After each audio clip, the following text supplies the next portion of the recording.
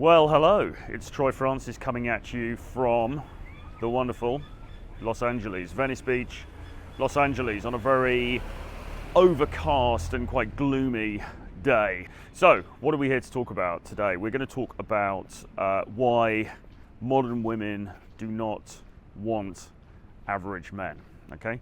Or why do modern women not want average men? Well, when has any woman in the history of the entire planet ever wanted an average man?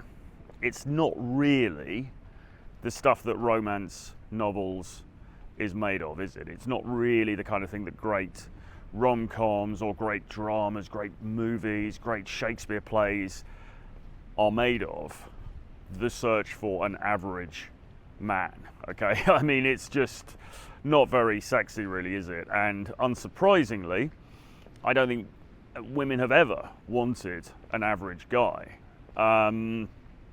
It may have been expedient at one time because of economic conditions for women to have put up with an average guy because she was in a position where she didn't really have a lot of choice.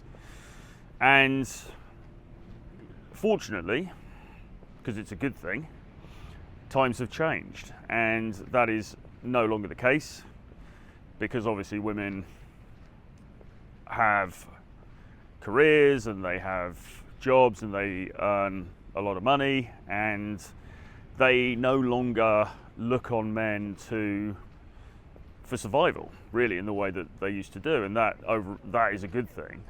So as a result of that, you know, the average guy, or the guy who could get away with being average and coast on the back of his abilities or his capacity as a provider, those days are gone, and they've been gone for a long time, really. But certainly now, in the 2020s, look at the beach behind me.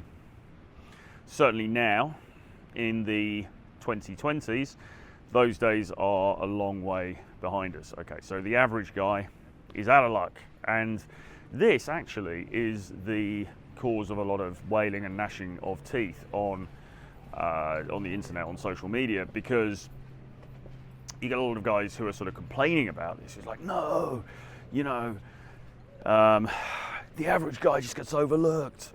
You know, I'm a nice guy, and, you know, women don't appreciate me, and blah, blah, blah, you know, and you've got to be a giga chad. And this really is the, I suppose, the impetus for the whole doomer, you know, black pill thing, really.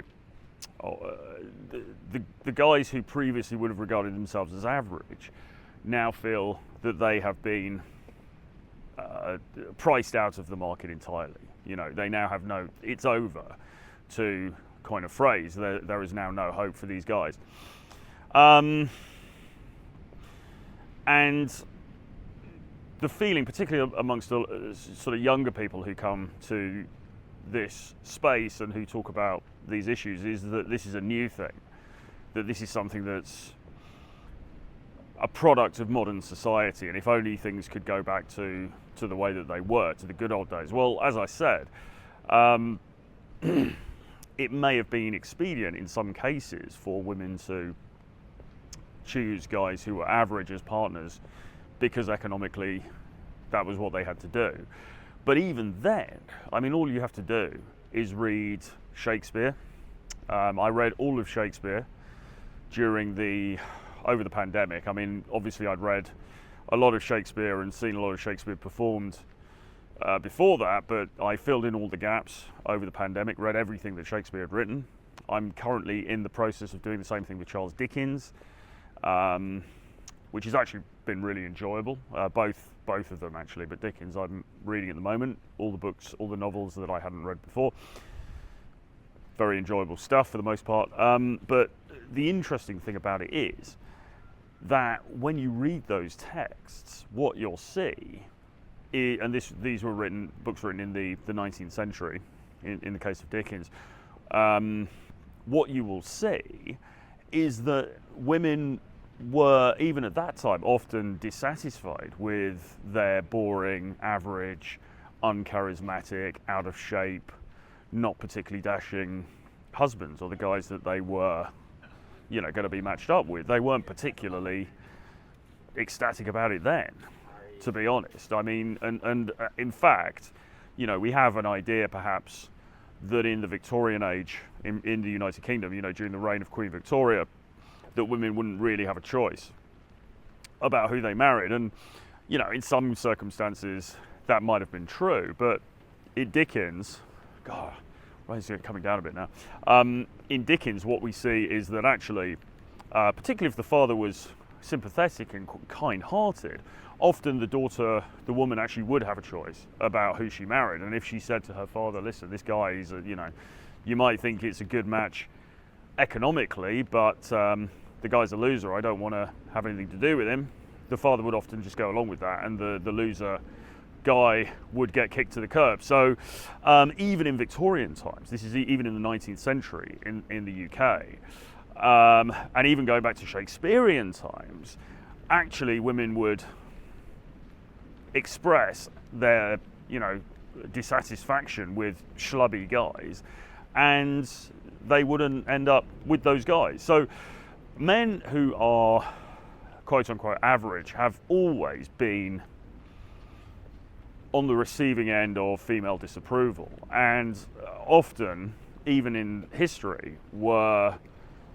excluded from the dating marketplace anyway, except in a few cases where there was unfair coercion or power dynamics brought into play, or whatever, right? But for the most part, certainly women's preferences were always not for the average dude, and that just hasn't changed.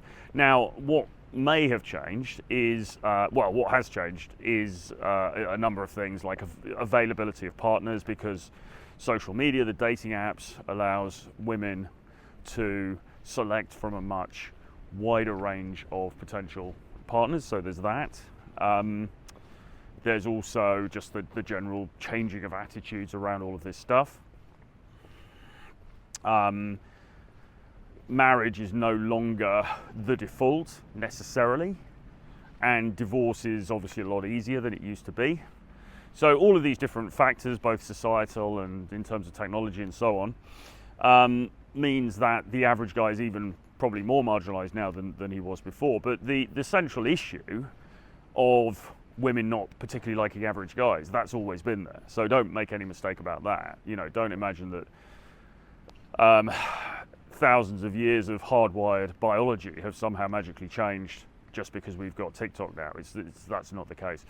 So what do you do about it? Well, quite simply, and this is a message that gets repeated over and over again, and must be repeated over and over again, because it's the only message really that bears weight. Quite simply, you have to not be an average dude, or at least you have to find ways to transcend from wherever you are in the hierarchy right now and become not average, to use a very scientific term. You have to find ways to eradicate your averageness and become extraordinary instead. And that, my friends, is a lifelong project, really. But the good news is it's one that you can embark on today. You can start right now, okay? You can put down whatever device you're watching this on, and you can sign up for a gym membership, and you can go to the gym and you can start working out, start flexing those abs, flexing those biceps, all the rest of it. You can figure out what it is you want in terms of your career, what it is you want in terms of, you know, your life goals, and you can set about working towards whatever that is.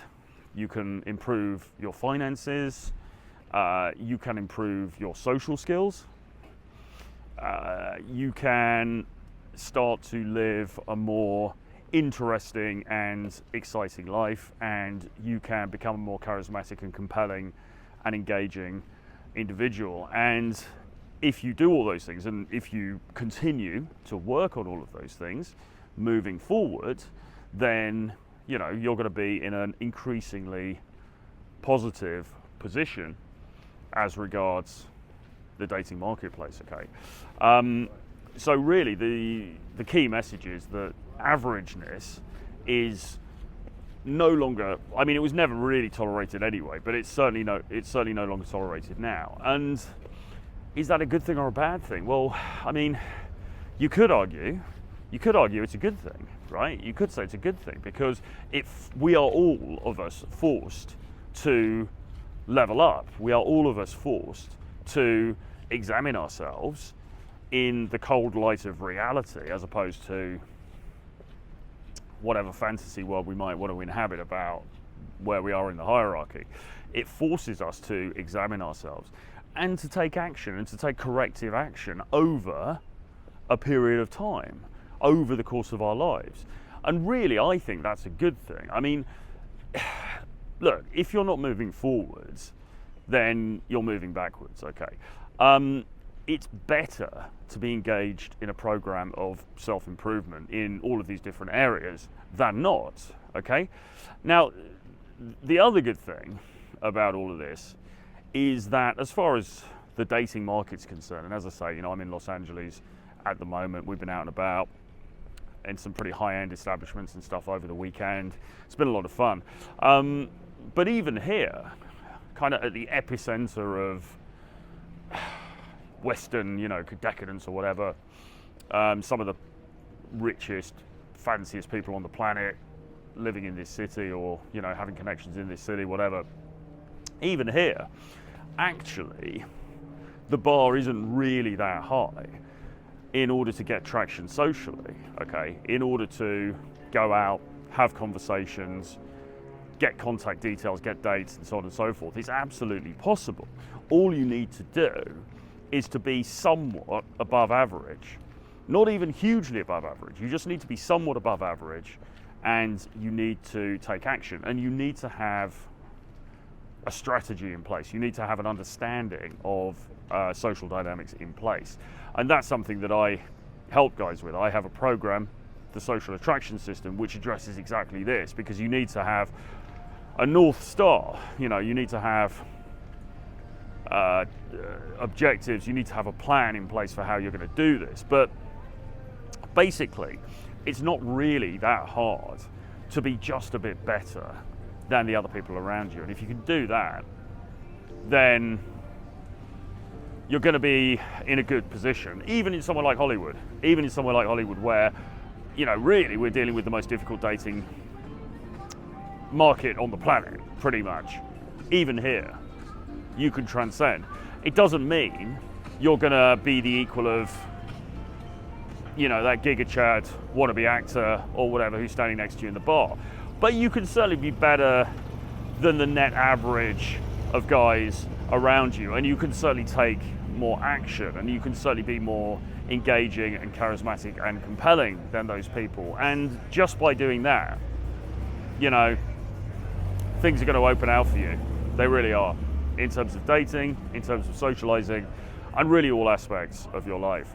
So with that being said, from Venice Beach in Los Angeles, I'm going to leave it for now, but do subscribe to the channel if you haven't already, and do drop me an email, troy@realtroyfrancis.com, if you would like to chat to me about your dating life, or lack thereof, and figure out if there's a way we can work together to help improve that.